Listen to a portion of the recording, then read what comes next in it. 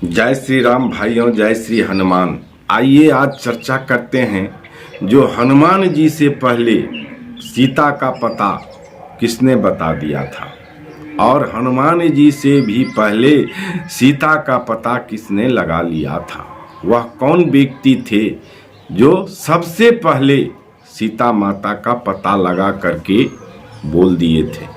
क्या आप जानते हैं? नहीं जानते हैं तो वीडियो को अंत तक जरूर सुनिएगा और पहली बार चैनल पर आए हैं तो कृपया करके चैनल को सब्सक्राइब कर लें और बेल आइकन को प्रेस करके ऑल पर सेट कर लें और ऑल पर सेट करने के बाद कमेंट में जय श्री राम अवश्य लिखें, क्योंकि प्रभु श्री राम के नाम लिखने से हाथ तो आपका पवित्र होता ही है। हाथ का लिखा हुआ यदि आँख पढ़ता है तो आँख भी पवित्र हो जाता है और आँख से देख करके यदि आप पढ़ते हैं तो वाणी मुंह से जरूर निकलती है। तो वाणी निकलते ही आपका मुख पवित्र हो जाता है और मुख यदि पवित्र हो जाता है तो मुख से निकला हुआ वाणी को कान जरूर सुनता है, तो कान स्वतः ही पवित्र हो जाता है श्री राम के नाम सुनने से।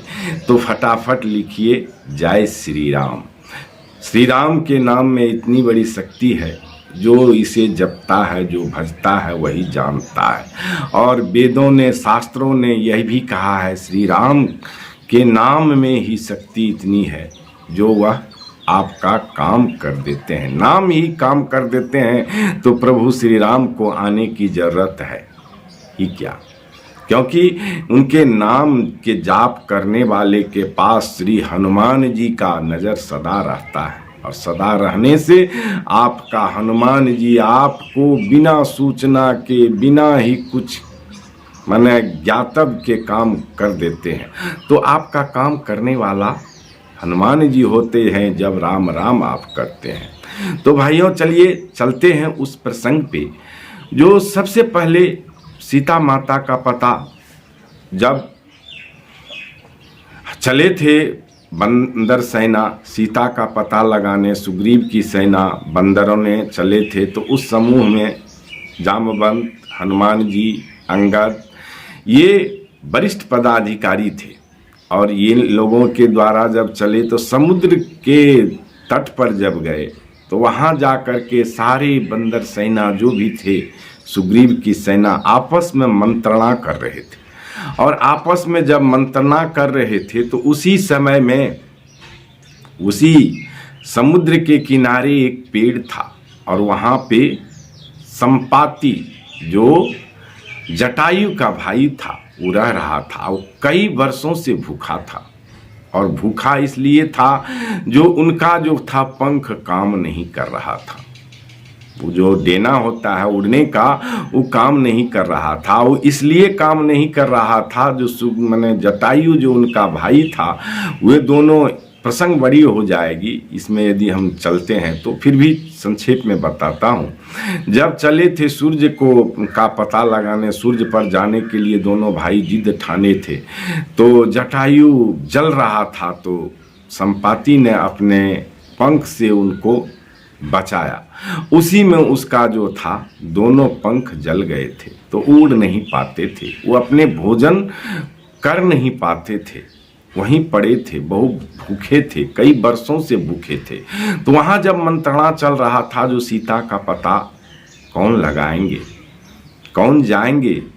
उस माने समुद्र इतना विशाल था, सागर इतना विशाल था जो देखने के बाद कितने माने इस छोर पर से वो छोर दिखाई नहीं देता था, इतना बड़ा वो समुद्र था, सागर था। तो उसको कौन पार करेंगे। तो जामवंत तो कह रहे थे हम बूढ़ा हो गए, अंगद कह रहे थे हम जाएंगे तो जाने की तो गारंटी है, लौट कर आने की कोई मेरा गारंटी नहीं है जो हम लौट के आ जाएंगे। बचे अब कौन? हनुमान जी। तो हनुमान जी जब बचे, जब ये सब मंत्रणा संपाति सुने तो उन्होंने देखा जो यहाँ बंदरों का समूह आया हुआ है, तो उनके जिह्वा से लार टपकने लगा भोजन के लिए। आज इन लोगों का भोजन करके हम अपना भूख मिटा लेंगे। और जोर से वो बोले, जब देख करके, इन लोगों को देख करके, राम सेना को देख करके, सुग्रीव के सेना को देख करके संपाति के जीभों से लार टपका। जो आज हमारा भूख की तृष्णा जो है मिट जाएगी। वहीं बात सुनते ही सभी वहाँ के जो भी थे, जामवंत, हनुमान जी, अंगद जी, ये सब मंत्रांगना किए। तो उसी में से किसी ने बोला, जो एक था जटायु गिद्ध, ऐसा भी गिद्ध देखे हैं, एक था जटायु जो उन्होंने सीता माता की रक्षा करने के लिए अपना प्राण दे दिया, वह भी गिद्ध ही था, और अपना प्राण दे दिया सीता माता को बचाने के लिए। तब संपाति कहता है, जो क्या हुआ जटायु को, क्योंकि जटायु तो इनका भाई था। तो जटायु भाई था तो बोला, जो आपके जटायु रावण के द्वारा मारा गया है। तो जा करके संपाति ने उनको इन लोगों का एकदम नेहरा विनती निवेदन करने लगे, जो चलो हमको तिलांजलि दिलवा दो। तब ये लोग ले गए, उनको तिलांजलि दिलवाए, और तिलांजलि दे करके अपने भाई को जब आया, तब इन्होंने, गिद्ध की नज़र भाइयों बड़ी दूर तक जाती है। कहते हैं ना, आजकल हम लोग भी अपने समाज में सुनते हैं, जो 10 कोस तक गिद्धों की नज़र जो है पहुंचती है। तो वो लोग आज के युग में, कलयुग के गिद्ध जब थे, जब 10 कोस तक उनकी नज़र वो देख लेते थे, तो उस युग के, त्रेता युग के गिद्ध कितने बड़े होते थे आप ही जानते हैं। जो इतने बड़े गिद्ध होते थे, जो बंदर को देख करके जीभ से लार टपकने लगे थे संपाति जी के। तो संपाति जी बोले, जे ठीक है, हमको तिलांजलि दिलवा दो, उसके बाद हम तुम लोगों को माता सीता का पता कहेंगे। जब तिलांजलि दिलवा करके संपाति को लाए, सुग्रीव के सेना, श्री राम जी के सेना, जब उनको तिलांजलि दिलवाए, तो संपाति वहाँ रोते रोते तिलांजलि दे करके, भाई को तिलांजलि दे करके आए। और यहाँ तब यहीं से देखे, तो किनको देखे, सीता माता को। कहाँ बैठी थी, अशोक वाटिका में, अशोक पेड़ के नीचे। सारा कहानी यहीं से देख करके संपाति ने बता दिया था। तो सबसे पहले पता किसने लगाया, हनुमान जी से भी पहले संपाति ने समुद्र के तट पे ही बता दिया था, जो सीता माता को रावण अशोक वाटिका में, अशोक वृक्ष के नीचे रखे हुए हैं। यहीं पे सारा चीज संपाति जब बता दिए, तब हनुमान जी चले लंका। और हनुमान जी लंका जाने के बाद तो सभी आदमी जानते ही हैं जो क्या सब हुआ।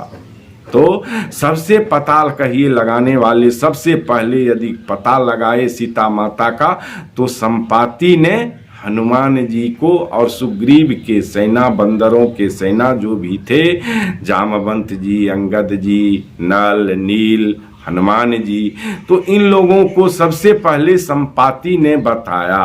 तब जाकर के इन लोगों का विश्वास हो गया, जो सीता माता को लंका ही रावण ले गया।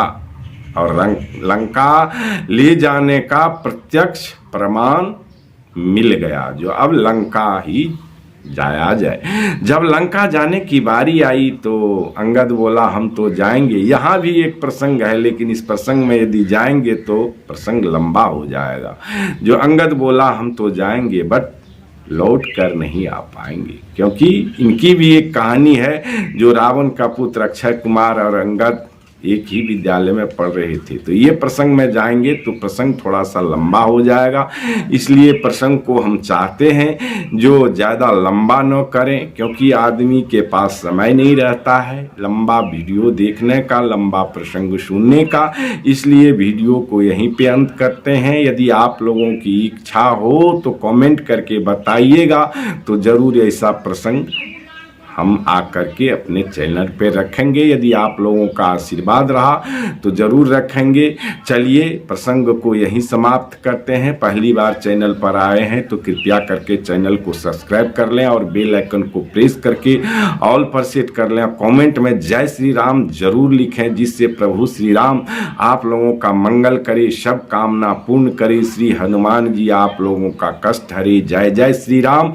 प्रभु करे आप सबों का कल्याण।